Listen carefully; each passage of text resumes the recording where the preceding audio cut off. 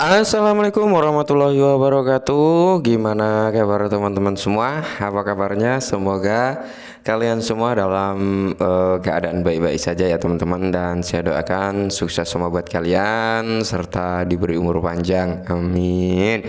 Dan tidak luput ya kawan-kawan, tetap secangkir kopi harus selalu ada buat menemani kesempatan kali ini teman-teman untuk melihat rekondisi daripada keadaan cryptocurrency, yang dimana kalau untuk market cap belum ada perubahan ya, masih sama saja. Tapi untuk Bitcoin dominansi ini teman-teman semakin melonjak kembali karena saat ini sudah menginjak di level 48,4%-an. Untuk Fear and Greed Index-nya teman-teman masih dalam kondisi fear ya teman-teman ya, mengalami penurunan teman-teman ya. Oke, jadi kalau kita lihat bersama di sini untuk rekondisi daripada cryptocurrency kali ini, Bitcoin kembali lagi menyentuh di level 25.000 US dollar. Akankah Bitcoin sesuai dengan prediksi kita bersama bahwasanya dia ada potensi nyentuh di level 20.000 kembali, atau di area 25.000 ini dia akan ada pantulan untuk naik lagi ke atas gitu ya? Karena di level 25.000 sebenarnya level yang cukup krusial, level yang cukup kuat juga sebagai area penahanan atau bisa dikatakan order block terkuat juga gitu teman-teman. Bukan order block ya, roadblock teman-teman ya.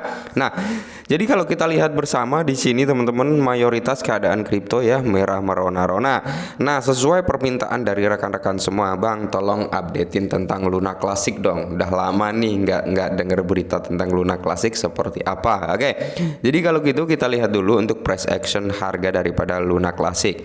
Untuk Luna Classic sendiri teman-teman, saat ini dia berada di area 0,40 di belakang koma dengan 649 ya. Jadi mengalami dropping juga ya, karena memang rekondisi keadaan kripto kali ini semuanya dropping ya, drop semua teman-teman. Jadi kita nggak bisa berspekulasi, wah ini jelek nih, wah ini bagus nih, ini mantap nih, ini begini nih gitu ya. Jadi rekondisi memang yang mendukung Luna Classic mengalami penurunan ya overall secara keseluruhan gitu teman-teman. Kalau kalian pakai parameter ukuran ya melalui TradingView lah ya, yang biasanya toolnya cukup lengkap ya, kalian bisa presentasikan ukurannya. Kalian ukur semua dari tertinggi sampai hari inilah gitu teman-teman, presentasi penurunannya, grafiknya seperti apa. Kalian bisa garis trendline, kalian bisa presentasi ukur untuk segi penurunannya berapa persen ya kan, rata-rata ya, rata-rata kita ambil pukul rata aja ya, itu di area 70 persenan teman-teman, sampai di area 90% ya, 90-an lah, 90-an persen teman-teman. Jadi mayoritas keadaan kripto memang dalam kondisi yang kurang baik-baik saja ya, perlu kita garis bawahi seperti itu teman-teman. Jadi kita nggak bisa nyalahin aset A, aset B kenapa nggak naik, kenapa begini ya, memang rekondisi yang mendukung untuk melakukan crash gitu teman-teman. Tapi kalau nanti keadaan kripto udah mulai membaik, saya kira Luna Classic juga akan mengikuti pola pembalikan arah juga gitu. Oke, jadi langsung kita bahas teman-teman, karena di sini memang ada sedikit informasi yang menarik. Tapi sebelum kita melanjutkan pembahasan yang jauh lebih lagi, kita lihat untuk daripada segi pembakaran, karena memang target daripada Luna Classic adalah 10 billion Luna Classic sisanya dan 1 miliar USDC. Untuk bisa sesuai target maka harus ada pembakaran gitu ya kan. Dan kalau kita lihat dari sini teman-teman, untuk segi pembakaran Luna Classic yang terjadi ya, sempat tanggal 15 ya, tanggal 15 itu dari sini teman-teman ya, ini cukup lumayan teman-teman ya, tanggal 15 ini cukup lumayan, yang dimana pembakarannya ada lonjakan ya, 15 ini sekitar 102,8 juta yang terbakar ya tanggal 15 kemarin. Terus di tanggal 16-nya di sini meningkat kembali di area 148,2 ya kan. Terus di tanggal 17 di sini peningkatan kembali 161,2 juta Luna Classic yang dibakar.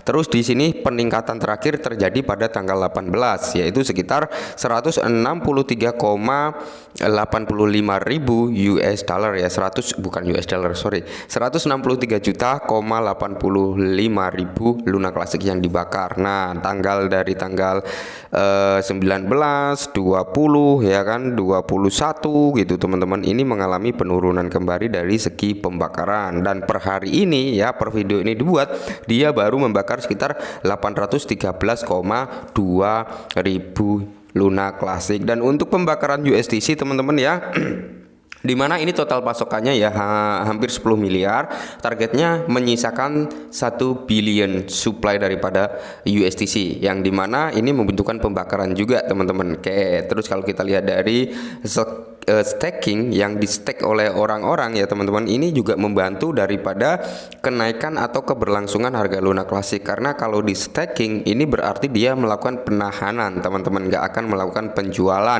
Cuman penurunan daripada Luna Classic tersebut terjadi karena ada beberapa yang mengambil stakingnya teman-teman lalu dijual ke market. Contohnya ini teman-teman ya, ini diambil juga ya pada tanggal 8 Agustus teman-teman. Ini ada pengeluaran dari staking teman-teman ya, ini berdampak juga terhadap harga, karena rata-rata kalau dia ngambil stakingnya atau alias masa stakingnya udah berakhir, dia nggak mau panjang lagi ya, tidak menutup kemungkinan mereka menjual gitu, dan itu akan berdampak terhadap harga ya. Meskipun staking nggak membantu dalam artian permanen, tapi ini membantu dalam artian penahanan agar Luna Classic nggak crash gitu ya, nggak terjual di market, mengurangi penjualan lah. Oke.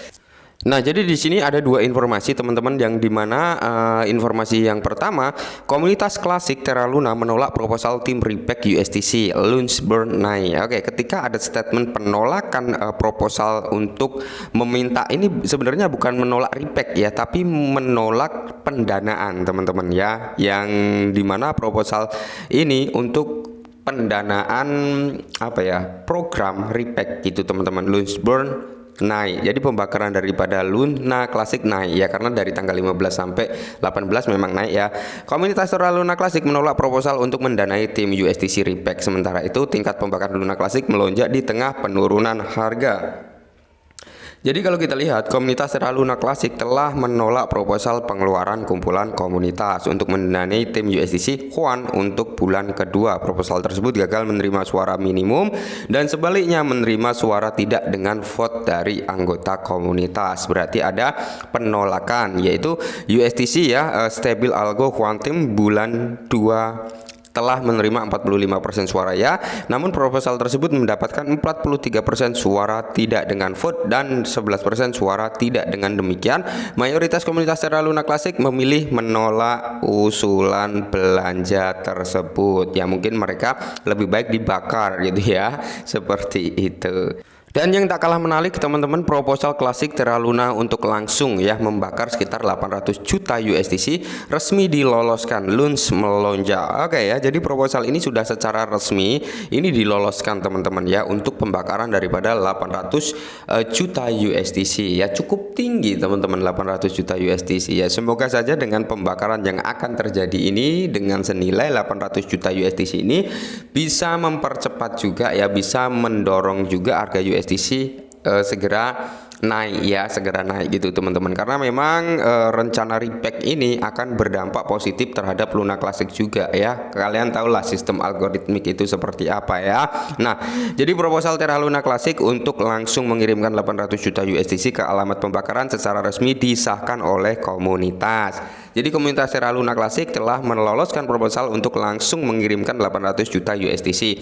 Terkait protokol ozon ke alamat pembakaran, komunitas lebih suka membakar token USDC ini daripada mengembalikannya ke kumpulan komunitas.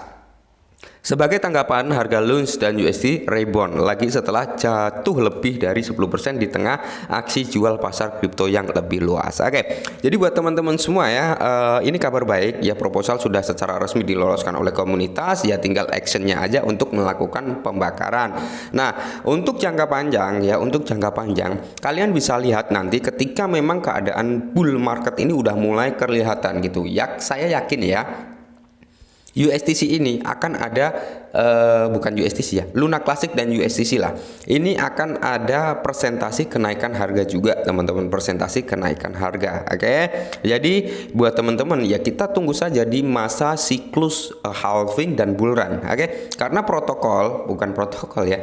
Karena siklus kripto itu kan terjadi setiap 4 tahun sekali ya, yang dimana setelah membentuk all time high-nya maka akan terjadilah yang namanya koreksi. Terjadi koreksi, masuklah ke dalam fase crypto winter ya. Setelah masuk crypto winter baru masuk ke fase tahun akumulasi. Tahun akumulasi terjadi di tahun 2023 ini. Tahun 2024 itu masuk di masa atau fase di mana Bitcoin halving ya.